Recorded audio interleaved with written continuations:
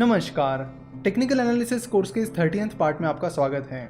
पिछले कुछ पार्ट्स में हमने पैटर्न्स के बारे में बहुत डिटेल में समझा था और आज हम बात करने वाले हैं कुछ और इम्पोर्टेंट टॉपिक्स के बारे में, जैसे कि वॉल्यूम, ट्रेंड लाइंस और सपोर्ट और रेजिस्टेंस। ये तीनों भी चीज़ें टेक्निकल एनालिसिस में काफ़ी इंपॉर्टेंट हैं। अगर देखा जाए तो टेक्निकल एनालिसिस दो चीज़ों का एनालिसिस होता है, प्राइस और वॉल्यूम। प्राइस को तो हमने देख लिया और प्राइस के अनुसार हमने अलग अलग पैटर्न्स को भी देख लिया। अब वॉल्यूम का क्या, ये वॉल्यूम होता क्या है और उसे कैसे एनालाइज किया जाता है, इसे अब हम समझेंगे। तो वॉल्यूम हमें बताता है कि उस दिन कितने शेयर्स ट्रेड हुए। जैसे कि आप यहाँ पर टीसीएस के शेयर डिटेल्स देख सकते हो। तो टीसीएस के डिटेल्स में आप यहाँ पर देख सकते हो कि 17 सितंबर 2019 को टीसीएस का वॉल्यूम 27,96,530 था। यानी इसका मतलब है कि उस दिन 27,96,530 शेयर्स ट्रेड हुए, यानी उतने शेयर्स का लेन देन हुआ। तो वॉल्यूम हमें बताता है कि उस पर्टिकुलर दिन या उस पर्टिकुलर टाइम में कितने शेयर्स का लेन देन हुआ। अब 17 सितंबर 2019 को टीसीएस के 27,96,530 शेयर्स ट्रेड हुए। अब ये वॉल्यूम कम है या ज़्यादा, ये कैसे पता करें? तो उसके लिए आपको पिछले कुछ दिनों का एवरेज वॉल्यूम देखना होगा। जैसे कि आप यहाँ पर देख सकते हो कि 17 सितंबर के पहले 5 दिनों का एवरेज वॉल्यूम 24,86,391 था। 17 सितंबर के पहले 10 दिनों का एवरेज वॉल्यूम 22,85,555 था और 17 सितंबर के पहले 30 डेज का एवरेज वॉल्यूम 22,43,505 था। तो इससे हमें पता चलता है कि 17 सितंबर से पहले के दिनों का एवरेज 17 सितंबर के वॉल्यूम से कम था, जिससे हमें ये पता चलता है कि 17 सितंबर का वॉल्यूम अच्छा था। टेक्निकल एनालिसिस में वॉल्यूम काफी ज्यादा इंपॉर्टेंट होता है और आपको वॉल्यूम का एनालिसिस करना ही करना होता है। तो जिस दिन ज्यादा वॉल्यूम होता है तो उस दिन ये माना जाता है कि उस दिन जो भी मूवमेंट हुई है वो इंपॉर्टेंट थी। यानी मान लेते कि दो रिवर्सल पैटर्न्स हैं। एक दिन के रिवर्सल पैटर्न के दिन वॉल्यूम कम था और एक दिन के रिवर्सल पैटर्न के दिन वॉल्यूम ज्यादा था। तो ज्यादा इंपॉर्टेंस उस रिवर्सल पैटर्न को दिया जाएगा जिस दिन वॉल्यूम ज्यादा था। अगर किसी दिन रिवर्सल पैटर्न आता है या कोई इंपॉर्टेंट पैटर्न आपको दिखाई देता है जिसके बेसिस पर आप डिसीजन लेने जाते हो और तभी आपको लगता है कि उस दिन का वॉल्यूम काफी कम है, तो आपको उस बेसिस पर डिसीजन नहीं लेनी चाहिए। दोनों भी चीजें इंपॉर्टेंट है, पैटर्न और वॉल्यूम। सही पैटर्न और स्ट्रॉन्ग वॉल्यूम इंडिकेट करता है कि वो जो पैटर्न है वो स्ट्रॉन्ग है।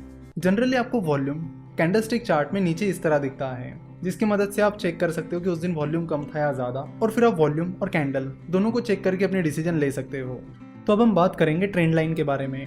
ट्रेंड लाइन भी टेक्निकल एनालिसिस में बहुत इंपॉर्टेंट होती है और ट्रेंड लाइन का इंपॉर्टेंस इसलिए है क्योंकि ट्रेंड लाइन से हमें ट्रेंड पता चलता है कि मार्केट में कौन सा ट्रेंड चल रहा है, अप ट्रेंड चल रहा है, डाउन ट्रेंड चल रहा है या फिर कोई भी ट्रेंड नहीं चल रहा है। तो यहाँ पर एक ग्राफ है और इस सिंपल ट्रेंड लाइन से हमें पता चलता है कि इस स्टॉक में अप ट्रेंड चल रहा है। तो जब तक शेयर प्राइस इस ट्रेंड लाइन को ब्रेक नहीं करती है तब तक माना जाएगा कि ट्रेंड चल रहा है, और शेयर प्राइस जैसे इस ट्रेंड लाइन को ब्रेक करती है तो माना जाएगा कि वहां पर वो ट्रेंड खत्म हो गया है और फिर वहां से या तो दूसरा ट्रेंड शुरू हो सकता है या फिर कोई भी ट्रेंड नहीं हो सकता है। अब हम बात करेंगे सपोर्ट एंड रेजिस्टेंस के बारे में।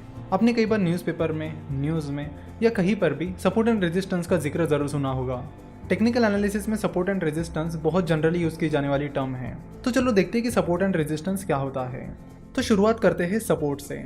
सपोर्ट हमें स्टॉप लॉस सेट करने में मदद करता है। कैसे?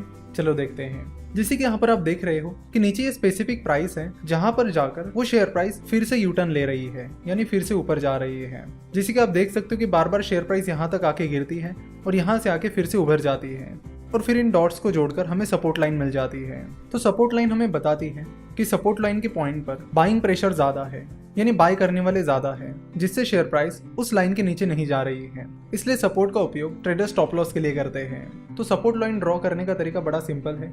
आप इस ग्राफ को देखकर तुरंत पहचान सकते हो कि कौन कौन से पॉइंट पे आकर शेयर प्राइस फिर से वापस ऊपर चली गई है, और उन पॉइंट्स को जोड़कर आप सपोर्ट लाइन बना सकते हो जो कि आपके लिए आपका स्टॉप लॉस का काम करेगी। पिछले कुछ एपिसोड्स में हमने जितने भी पैटर्न्स देखे हैं उसमें हमें ये तो पता चला कि अब शेयर को बाय करना चाहिए या फिर सेल करना चाहिए, लेकिन ये नहीं पता चला कि उस शेयर का स्टॉप लॉस क्या होना चाहिए, उसकी टारगेट प्राइस क्या होनी चाहिए।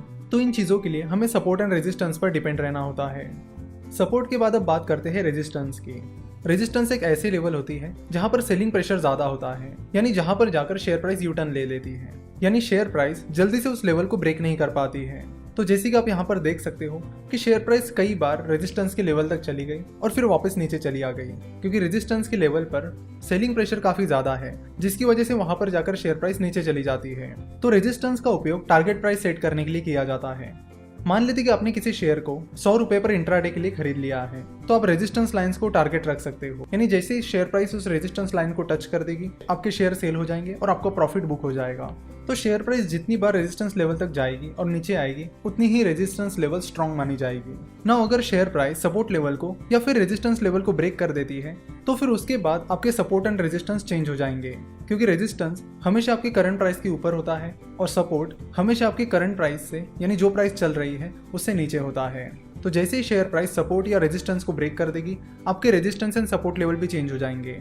आपको फिर से उस प्राइस के ऊपर के ऐसे पॉइंट ढूंढने पड़ेंगे जहां पर जाकर वो शेयर प्राइस नीचे चली आई है और उन पॉइंट्स को जोड़कर आप रेजिस्टेंस लाइंस बना सकते हो। तो सपोर्ट एंड रेजिस्टेंस एक काफी सिंपल कंसेप्ट है, इसे आप जरूर ध्यान में रखिए और अपने टारगेट और स्टॉप लॉस सेट करते वक्त आप रेजिस्टेंस और सपोर्ट का यूज जरूर कीजिए। आशा करता हूँ कि आपको वॉल्यूम, ट्रेंड लाइन और सपोर्ट एंड रेजिस्टेंस समझ में आया होगा। नेक्स्ट लेक्चर से हम इंडिकेटर्स के बारे में बात करेंगे कि कौन कौन से टेक्निकल इंडिकेटर्स होते हैं और उन्हें आप कैसे यूज कर सकते हो। कई तरह के डिफरेंट टेक्निकल इंडिकेटर्स होते हैं, तो हम जल्दी जल्दी जो इंपॉर्टेंट इंडिकेटर्स हैं उनको पूरी डिटेल में समझ लेंगे। आशा करता हूँ कि आपको आज का एपिसोड पसंद आया होगा। हमसे जुड़े रहने के लिए आप हमें फेसबुक, ट्विटर और इंस्टाग्राम पर फॉलो कर सकते हो। हमसे जुड़े रहने के लिए आपका बहुत बहुत धन्यवाद।